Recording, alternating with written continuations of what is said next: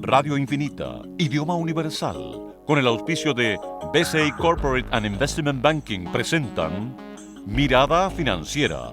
La periodista Paulina Yarur analiza los principales hechos que mueven a los mercados financieros de Chile y el mundo. ¿Cómo están? Bienvenidos. Comienza esta hora Mirada Financiera este viernes 5 de junio, día de IMASEC, día de Non-Farm Payrolls o empleo no agrícola en Estados Unidos. También día en que Grecia dijo que vamos a aplazar el pago al Fondo Monetario Internacional.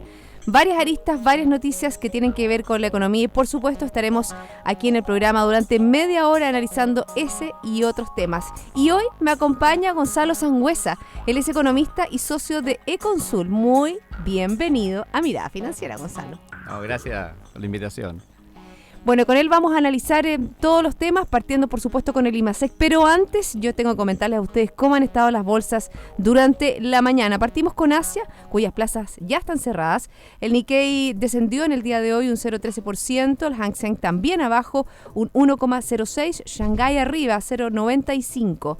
En Europa, la bolsa ha estado, la verdad, que en descenso. FTSE 100 de Londres un 0,8%, CAC 40 de París 1,33%. DAX alemán 1,26, IBEX 35, 0,75%.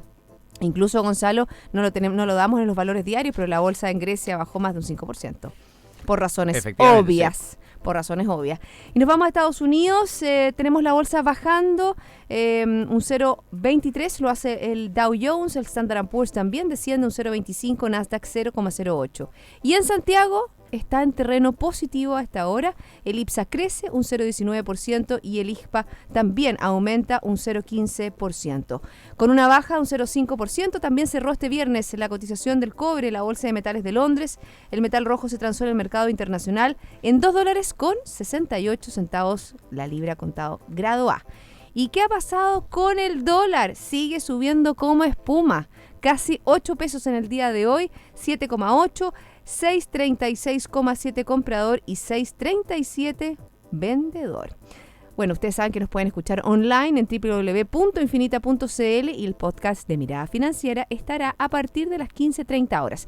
También si tienen alguna consulta a Gonzalo, hay que sacarle jugo a este economista aquí en el programa, la pueden hacer a través de @InfinitaFM. Nos vamos entonces, Gonzalo, hasta IMASEC 1,7%. Ni los peores vaticinios hablaban de una cifra tan baja. ¿Qué fue lo que pasó? Efectivamente, o sea, las proyecciones más bajas eran de 2% y esto es menos de 2%. Yo creo que lo más preocupante no es el dato puntual en 12 meses, sino que lo que está pasando en los últimos meses. Tenemos 3 meses ya en que la economía ha tenido caídas respecto al mes anterior o crecimientos de cero. Por lo tanto, lo que yo digo es que estamos en una trayectoria, ¿no es cierto?, que podría decirse casi de recesión. Porque cuando la economía pasa 3 meses con caída o sin crecimiento, si tenemos 3 meses más en situación similar, técnicamente vamos a estar en una recesión.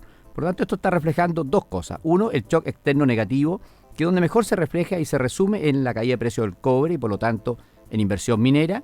Y lo segundo, el tema de las expectativas, que las expectativas de mayo las conocimos recién en la encuesta del Banco Central, están construcción, comercio e industria en terrenos negativos y muy negativos. Entonces es una combinación de shock externo con un shock interno. Y eso es una muy mala noticia, por supuesto. ¿Te llamó la atención los sectores que están haciendo esta tendencia a la baja? Por ejemplo, sorprende negativamente el comercio mayorista y también otras asociadas a una menor producción, producto también de la catástrofe de la tercera región. Hay que consignar, se había dicho, ¿no es cierto?, que el IMASEC de abril, el que estamos conociendo, el de marzo, estoy confundida. No, el de abril. El de abril. También consigna lo que pasó en la tercera región. Sí, pero es un efecto marginal. Efectivamente, la minería ha andado más negativa, ¿no es cierto?, de lo que uno habría pensado, pero no es toda la explicación. En realidad, lo que tenemos es una economía que está andando muy lento o de frentón está andando un poco hacia atrás. Y eso es complicado.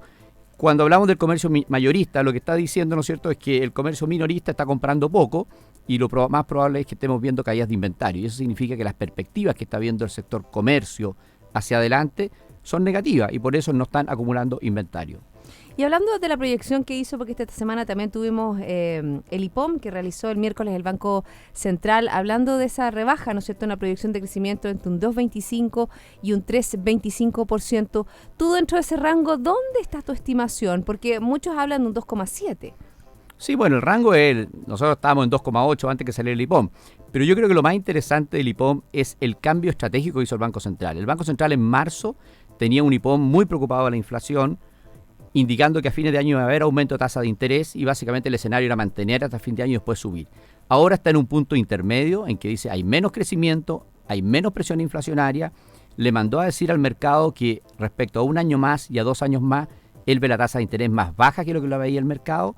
Y acordémonos que viene el IPOM de septiembre. Con estos datos es probable que ya el IPOM de septiembre, ¿no es cierto?, sea un IPOM incluso más negativo y podría incluso cambiar el escenario y empezar a hablar tal vez de disminución de tasa de interés. Yo creo que el IPOM fue muy importante el mensaje que le mandó al mercado. Y en ese mensaje que le dio al mercado, a la luz, ¿no es cierto?, de las cifras que conocimos hoy día, Gonzalo, se abre una puerta que antes estaba totalmente cerrada. Tú antes hablabas de un aumento de tasas para contener la inflación y ahora incluso se habla de una baja de tasa, si es necesario, para una reactivación de una economía que también, como dijo el IPOM, la inversión está también a la baja. Si antes en marzo había proyectado una inversión para este año de un 1,2%, ahora habla de una inversión de un 0,7%, y ese es uno de los ítems más preocupantes. Sí, yo no diría que el IPOM todavía abre el espacio a baja tasa de interés, pero lo que está haciendo el Banco Central es colocándose en una situación más neutral, que le permita probablemente en el próximo IPOM, en septiembre, si las cosas no se dan como están proyectadas, empezar a hablar de un escenario de baja tasa de interés. Y dejó todo condicionado a las expectativas. Lo que dice el IPOM es que si vamos a estar en el escenario de un crecimiento cerca del 3% o cerca del 2%, depende básicamente de que haya un repunte en las expectativas en los próximos trimestres. Fíjate que eso fue clave y lo dijo varias veces Rodrigo Vergara, también lo dijo en el día de ayer a nivel empresarial cuando entrega, ¿no es cierto?, su IPOM en ICARE, sobre las expectativas. Yo creo que eso es fundamental. Si no hay un cambio luego de las expectativas, esto no va a funcionar. Sí, porque como yo te decía, hay dos choques. Hay un choque externo sobre el cual no podemos hacer nada. O sea, que China ande mal y que el precio del cobre se caiga es un dato para la economía chilena. Pero respecto a las expectativas, sí podemos hacer cosas. Y yo creo que en ese sentido lo que ha planteado el ministro de Hacienda, de poner el foco de nuevo en el crecimiento, puede ser algo, ¿no es cierto?, que ayude y que contribuya a futuro a mejorar la expectativa económica. Si logra que la agenda económica efectivamente se alinee en torno al crecimiento económico. Bueno, eso es fundamental y para que eso suceda faltan una serie de elementos que hay que despejar. Por ejemplo, todavía está la incertidumbre qué va a pasar con la reforma laboral. Lo han dicho los distintos gremios, que obviamente que la reforma laboral es una reforma que puede generar mucho ruido, al igual como generó en su minuto la reforma tributaria. Y ojo, la reforma tributaria todavía no ha llegado a su implementación plena. Sabemos de una serie de circulares que estamos al debe y que el Servicio de Impuestos Internos debe entregar para poner esta reforma tributaria de la letra a la acción. Sí, acordémonos que recién la semana pasada el ministro ordenó la agenda y hay cerca de 20 proyectos que tienen efecto económico, algunos transversales en todos los sectores, como tú bien mencionas, la reforma tributaria, la reforma laboral, pero hay también leyes que tienen sobre sectores específicos. Está la ley del gas, por ejemplo, está la ley sobre libre competencia, es decir, hay 20 proyectos de ley. Todos esos proyectos de ley afectan a algún sector y por lo tanto se genera incertidumbre. Entonces, hay un trabajo intenso que tiene que hacer el ministro en los próximos meses de seguir ordenando esa agenda, de seguir cerrando los temas para que realmente el mercado conozca cuáles son las nuevas condiciones y ahí empecemos a ver repuntes de expectativas. Bueno, y por ejemplo también otro tema que tiene que ver con el comercio y que tiene que ver, ¿no es cierto?, con un sector que ha generado mucho crecimiento y mucho dinamismo. El clima, por ejemplo, en la región metropolitana no nos está haciendo ningún favor. Aparte que nos estamos ahogando, ¿no es cierto?, con esta preemergencia, también la temperatura que no es condescendiente a un mayo normal. Sí, efectivamente, para el sector retail, no poder proyectar bien las temporadas de invierno, verano, es un costo importante en términos de que hay que liquidar inventarios, probablemente al costo se pierden márgenes y eso obviamente también la expectativa del sector se afecta. Te voy a preguntar otro tema que ha estado dando vuelta en la coyuntura económica, tiene que ver con los datos de desempleo.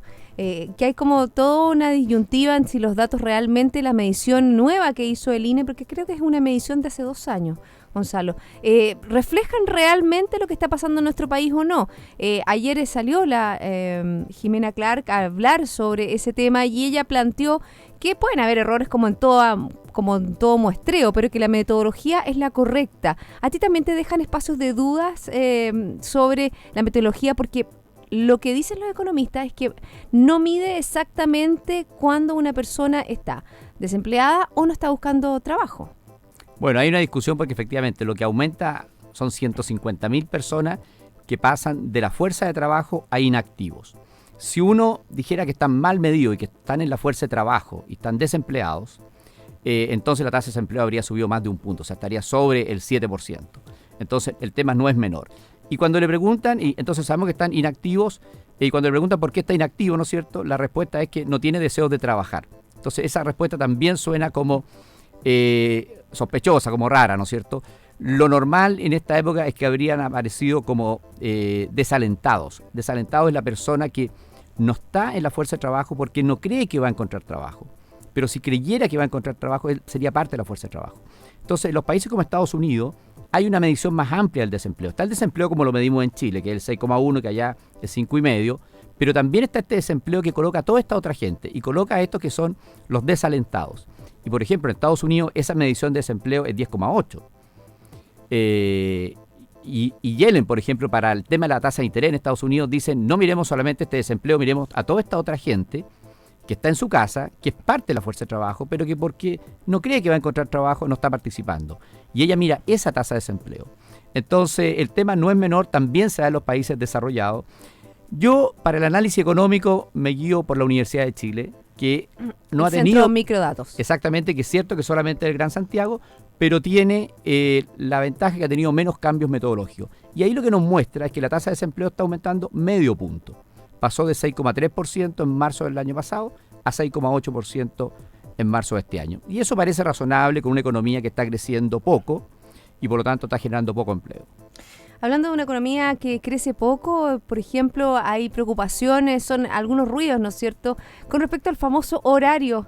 Hemos visto cómo los gremios relativos específicamente con la producción frutícola están, la verdad que muy preocupados porque les afecta la productividad de sus empresas. Y nuevamente el ministro de Energía, Máximo Pacheco, salió, ¿no es cierto?, a decir que no van a cambiar el horario de... Este es de invierno o de verano, ya me confundí. Bueno, el invierno quedó como de verano. Claro, porque ahora tendríamos que tener, bueno, no sé, a mí me complica un montón. Las 7 de la mañana debería ser con luz y es sin luz, digamos. O sea, estamos sin Claro. luz, yo te diría que hoy día amaneció a las 8:15 de la mañana. Sí, claro. Efectivamente, entonces eso debería estar corrido una hora hacia adelante.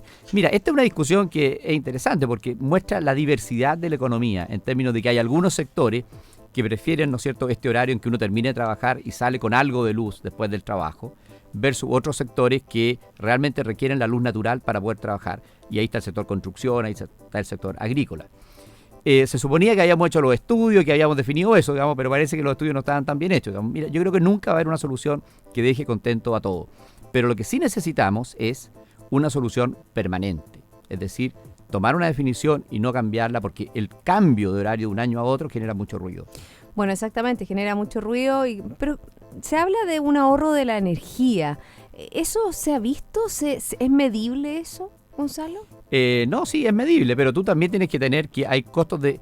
Por ejemplo, una empresa constructora que estaba acostumbrada, ¿no es cierto?, a empezar a trabajar a las 7:30, si este va a ser el nuevo sistema, tiene que contemplar que en todas sus obras va a tener que tener luz artificial. Aumento de costo. Aumento de costo y es una inversión, entonces uno dice, bueno, pues si el próximo año lo cambian, ¿hago o no hago la inversión?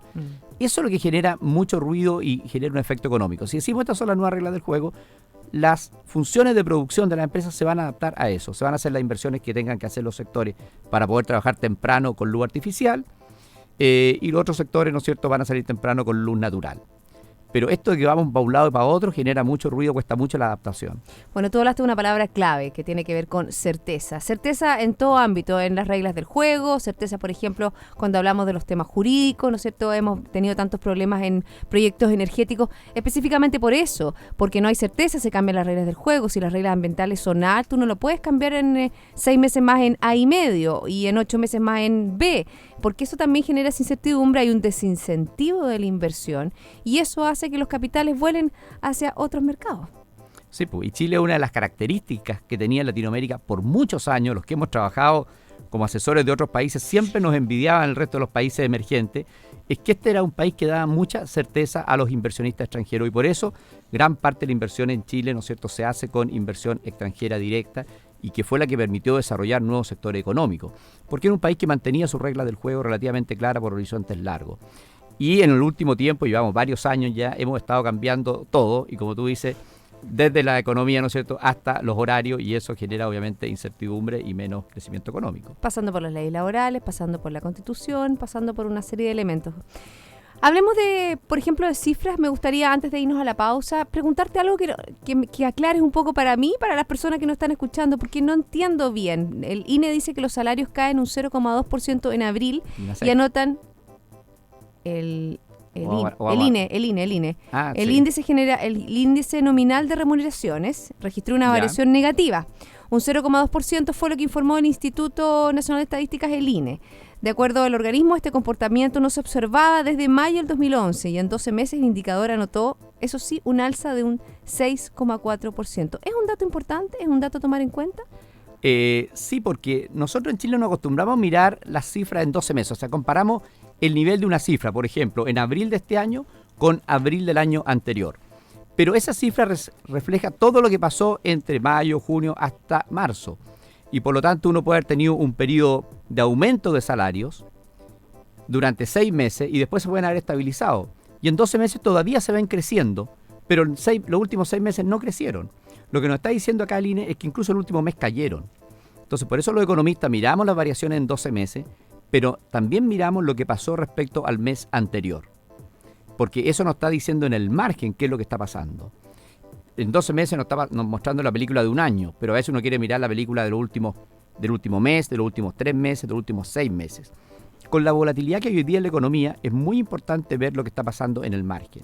Y las cifras de salario, lo que nos están diciendo es que el salario entonces empezarían a bajar. Bueno, y eso también tú dices que es importante revisar el IMASEC que se entregó en el día de hoy, no esta cifra de 1,7% en positivo, sino que venimos 3 meses, ¿no es cierto?, cayendo con respecto al mes anterior. Vamos a estar analizando eso y mucho más. Estoy conversando con Gonzalo Sangüesa, economista y socio de Econsul, pero son las 2:17, es momento de hacer una pausa.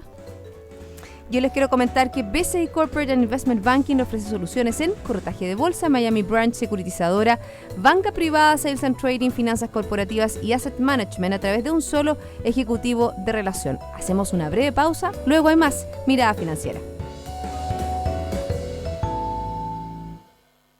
BCI Corporate and Investment Banking, un socio estratégico con un modelo de atención integral único y un banquero de relación que le entregará las mejores soluciones ante desafíos complejos, avalado por un banco con más de 75 años de experiencia en el mercado.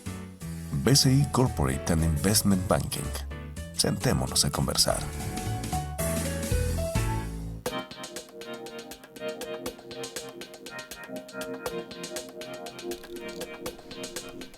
Ya estamos de vuelta, seguimos aquí en Mirada Financiera, estoy conversando con Gonzalo Sangüesa, él es economista y socio de Econsul.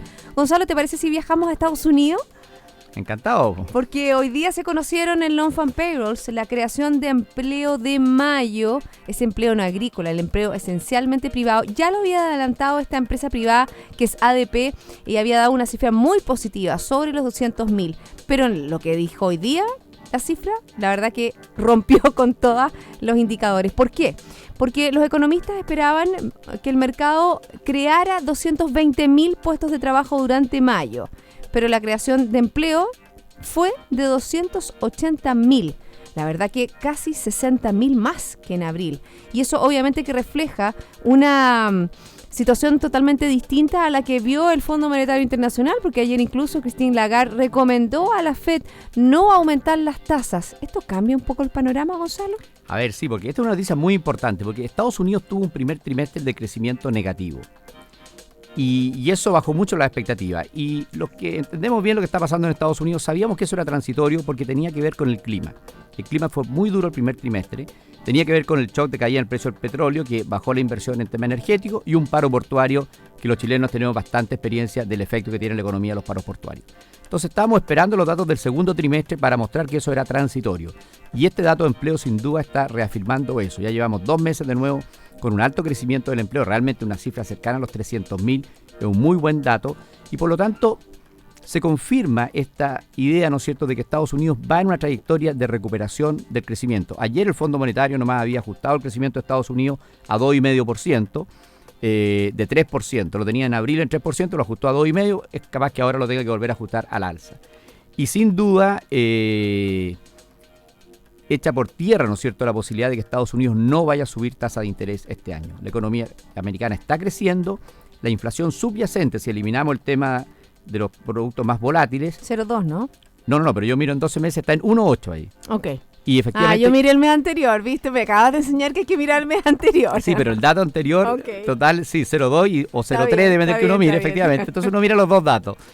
Entonces lo que uno muestra es que tiene una inflación relativamente alta ya, porque su meta es 2%, y tiene un crecimiento importante del sector laboral, tiene la tasa de desempleo que salió en 5,5%, entonces están dadas las condiciones para que Estados Unidos empiece a subir tasa de interés en septiembre. Ojo que hoy día también tú decías un 5,5 fue la tasa de desempleo, un poquitito más que la medición anterior, un 5,4 y ahora vimos un 5,5%, pero igual eso es casi pleno empleo. Eso muestra que una economía que creó mucho empleo subió la tasa de desempleo. Entonces estas volatilidades que vemos en la fuerza de trabajo, en la tasa de desempleo, también ocurren en los países desarrollados. Porque cuando se crea empleo uno esperaría que la tasa de desempleo baje. Y en Estados Unidos vemos que subió. Bueno, en esa, por ejemplo, las reacciones a estos datos de empleo tiene que ver con la apreciación que ha tenido el dólar en el día de hoy y también lo que ha tenido durante la semana, porque fíjate que si nosotros vemos la trayectoria en nuestro país, más de 20 pesos durante esta semana. Estamos cerrando casi 640, estamos hablando 637 vendedor y 636,5 comprador. Yo creo que es fundamental también ver lo que está pasando con el dólar y también la relación que puede tener con el euro que se deprecia en 1,7%. Bueno, hay tres factores que determinan principalmente el dólar, el valor del dólar en Chile. Uno es el precio del cobre, y el precio del cobre ha venido a la baja por los malos datos de Chile. Baja el cobre, sube el dólar. Exactamente. Lo segundo es, ¿qué pasa con el dólar americano? Si el dólar americano se fortalece porque la economía americana anda mejor, el resto de las economías, sus monedas se deprecian. Entonces en Chile también sube el valor del dólar. Y con esta noticia de Estados Unidos se ha estado de nuevo apreciando el dólar. Y lo tercero tiene que ver con el crecimiento económico. Cuando los países crecen más, sus monedas se fortalecen, se aprecian. Y Chile, las proyecciones se han ido corrigiendo a la baja. Y Entonces por lo tanto, la moneda se debilita. Exactamente. Entonces los tres factores que determinan principalmente el tipo de cambio han jugado para el mismo lado los últimos días. Eso con respecto al dólar. Nos vamos a Europa. La verdad que vive situación complicada. Veíamos las bolsas al principio del programa, Gonzalo, que habían bajado todas las bolsas que analizamos, mucho más aún las bolsas en Grecia. Hemos visto, la verdad, que es una teleserie. Esto parece una tragedia griega, una verdadera teleserie, con este Tsipras que va y viene, se reúne con Angela Merkel, con el Fondo Monetario Internacional, con el Banco Central Europeo, con Mario Draghi. Pero la verdad que al final no paga. Efectivamente, porque... ¿Es así o no es así? No, es así. De hecho, cuando pagó en mayo, que pagó una cuota, en realidad después supimos que el Fondo Monetario le había liberado unos fondos. Entonces, en realidad no había pagado nada.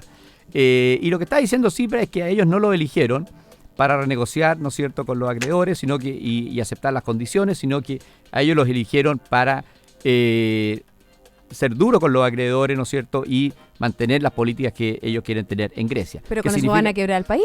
Bueno, entonces ahí se genera el problema, ¿no es cierto?, de que terminarían haciendo un default de su deuda, con lo cual podrían terminar saliendo del euro y de la Unión Europea, y eso es un tema mayor. Entonces, aquí hay un tira y afloja porque los griegos tienen algo a favor. Es que si ellos se salen, ellos hacen default y se salen del euro, se podría generar una corrida financiera en Europa. O sea, eso podría afectar a España, a Italia, a los países que tienen más endeudamiento. ¿Y ya no había una fuga de capitales de Grecia? De Grecia sí, pero el problema es que si Grecia hace default, el riesgo puede ser en España y en Italia. Cuando cayó Lehman Brothers, no es que cayó Lehman Brothers, la semana siguiente cayó Citibank, cayó AIG, entonces grandes instituciones americanas que sabían que Lehman podía quebrar. Lehman era un banco pequeño, y el FED tomó todas las medidas de precaución de entregar liquidez para que no ocurriera. Fue un efecto incontrolado. Pero, y Grecia podría hacer lo mismo. Pero Gonzalo, con respecto a lo que tú estás planteando, hace algún tiempo, obviamente que cuando fue, ¿no es cierto? Cuando fue el primer rescate a Grecia, Portugal, España, se veía como casi el fin del mundo si uno de estos países caía en default. Pero durante todo este año se había hablado que sería casi el mal menor que Grecia se salía del euro y que cayera en default, que tendría más problemas para ellos que para la zona euro. ¿Tú tienes una opinión distinta? A ver, lo que hemos aprendido en todas las crisis financieras es que en escenarios muy complejos no sabemos cómo reaccionan los agentes económicos. y en el corto plazo uno puede tener corridas muy fuertes en el sistema bancario. Y esas ocurren de la noche a la mañana. Entonces, el riesgo de hacer eso es muy grande. Por eso es que toda la regulación bancaria lo que trata es de prevenir, de anticipar estos eventos. Porque dejar caer, en este caso, a un país, no sabemos el efecto que eso puede tener. Y con eso juega Grecia. Con ese miedo juega Grecia. Y por eso es que el resto de Europa le está pidiendo un esfuerzo mínimo. Le está diciendo, lo único que esperamos es que el próximo año sus ingresos sean algo mayores que sus gastos. Y olvídese por ahora de los intereses. Y eso dicen que los griegos es muy difícil. Bueno, y le han perdonado todo, porque la verdad que desde el primer minuto, Gonzalo, hay que ver, le dieron condiciones crediticias mucho más favorables que España, Portugal, y la verdad es que en vez de apretarse la billetera, como lo hizo España, de apretarse, no la billetera, sí, es lo mismo, cinturón. El cinturón, pero Sí. pero el dicho es el cinturón. Claro. En vez de apretarse el cinturón, la verdad que han aflojado el cinturón, porque en el fondo el Tsipras llegó al poder diciendo que le iba a dar más bonos, más almuerzos gratis y una serie de medidas bastante más populistas. Entonces, obviamente que eso es, Bueno, la solución, porque hay un problema político también que tiene Tsipras, ¿no es cierto? La solución parece, yo creo que en eso va a terminar, en que haya un plebiscito en Grecia, en que se le pregunte a la gente si quieren seguir en el euro, en la Unión Europea, o se quieren retirar. Si se quieren seguir, van a tener que hacer un ajuste fiscal, que es reducir el tamaño del Estado y reducir el beneficio de las pensiones. Con eso ellos podrían resolver el tema fiscal. Y si quieren seguir, van a tener que hacer eso, que como dices tú, no sé si cerrar la billetera o apretarse el cinturón, y si no, ¿no es cierto?, se retiran. Pero lo que dicen ahí en las encuestas es que los griegos no estarían dispuestos a retirarse de la Unión Europea porque tiene muchos otros beneficios. Bueno, obviamente que la Unión Europea es una unión que no solo genera en el ámbito económico, sino que también en el traspaso de conocimiento, en la libre circulación. La verdad que es un acuerdo, como lo hemos dicho muchas veces, que tiene pro y contra, pero el gran pro que tuvo la creación de este ente articulador es que nunca más hubo guerra en Europa, si ese fue el foco, fue el objetivo de la creación de la zona euro. Y otro país también que va, una vez que tomó el mando nuevamente David Cameron, a preguntarle a su gente si quieren ser parte de, no del euro, porque no son parte del euro, No. sino que la comunidad europea es Inglaterra. Efectivamente, los ingleses se sienten más cerca de América probablemente que de Europa. Los ciclos económicos, de hecho, se correlacionan más con Estados Unidos que con el resto de Europa. Y los ingleses tienen temas de fondo con la migración. O sea, el resto de Europa es muy generoso en algunas materias que ellos creen que hay que ser un poco más estricto. Entonces, ahí lo que va a haber es una negociación. O el resto de Europa se alinea más con lo que está viendo Inglaterra, que tiene que ser el futuro, y las políticas migratorias son muy importantes en esa materia, o sencillamente ellos se van a terminar retirando. Pero tú tienes mucha razón. El euro surge no como un beneficio económico, sino que tenía que ver con un beneficio político, porque las volatilidades del tipo de cambio generan muchas fricciones entre los sectores agrícolas de los países, y por lo tanto era parte del camino de integración que lleva 60 años en Europa. Yo dudo que a la primera crisis financiera vaya a haber un retroceso tan grande como que ya empiecen a salirse los países de esta unión. Bueno, exactamente. Eso con respecto a Europa, y no sé, tenemos 2 minutos, me gustaría que diéramos una mirada a China, porque el gigante asiático ha tenido una trayectoria un poco más a la baja. Bueno, tuvimos la visita, ¿no es cierto?, de Xi Jinping. No, Li Keqiang, me equivoqué. Sí. Li Keqiang en nuestro país, estableciendo, ¿no es cierto?, lazos más importantes con Chile, pero obviamente que la economía china está viviendo momentos cruciales en cuanto a un modelo económico que quiere cambiar, un modelo económico basado en las exportaciones a uno más basado en el consumo interno. Sí, China tiene dos problemas. Uno que es estructural, todos los países hemos tenido ese problema. Uno, cuando empieza un programa de reformas como China a fines de los 70, principios de los 80, tiene todo el potencial para desarrollar y crece a tasas muy altas. Y después empieza a converger a tasas más bajas. Y en ese proceso está China. Chile le pasó, antes del 97, la crisis asiática, crecíamos al 7,5, después nos fuimos al 4,5. Corea también crecía al 8, después se fue al 4, todos los países. Y China está en ese proceso. Lo que buscaba el gobierno era crecer 7%. Pero todo indica que está creciendo menos de 7% y ya las proyecciones hacia adelante son más cerca de 6%. Entonces, China tiene un proceso estructural de convergencia a tasas de crecimiento más bajas, que yo creo que por mucho esfuerzo que haga el gobierno no lo va a poder detener. Entonces hay que acostumbrarse a una China creciendo menos. Exactamente, porque los mini estímulos bueno, en realidad para China nada es mini, pero son, Efectivamente. son maxi estímulos, pero ellos lo llaman mini estímulos para agilizar, ¿no es cierto?, el crédito, el movimiento de capital. Eso no ha surgido tanto efecto como se podría pensar. Porque uno tiene un potencial de crecimiento, entonces uno si trata de crecer más que eso, tiene inflación, tiene burbuja, y esos problemas este gobierno los quiere evitar. El gobierno anterior tuvo problemas inflacionarios, tuvo burbuja en el sector inmobiliario. Este gobierno, este nuevo primer ministro, es mucho más consciente de que se puede estimular la economía, pero no demasiado. Y en eso ha estado, y eso está indicando que la economía va a crecer entre el 6 y el 7, y no en 7% como ellos quisieran. Bueno, así ha estado la coyuntura económica en el día de hoy. Hemos dado una vuelta al mundo, Gonzalo. Muchas gracias por haberme acompañado este viernes. No, gracias a ti por invitarme. Y a todos ustedes, la invitación es a continuar en compañía de Radio Infinita. Que tengan un excelente fin de semana. Nos reencontramos el lunes a las 2 para dar una nueva mirada financiera.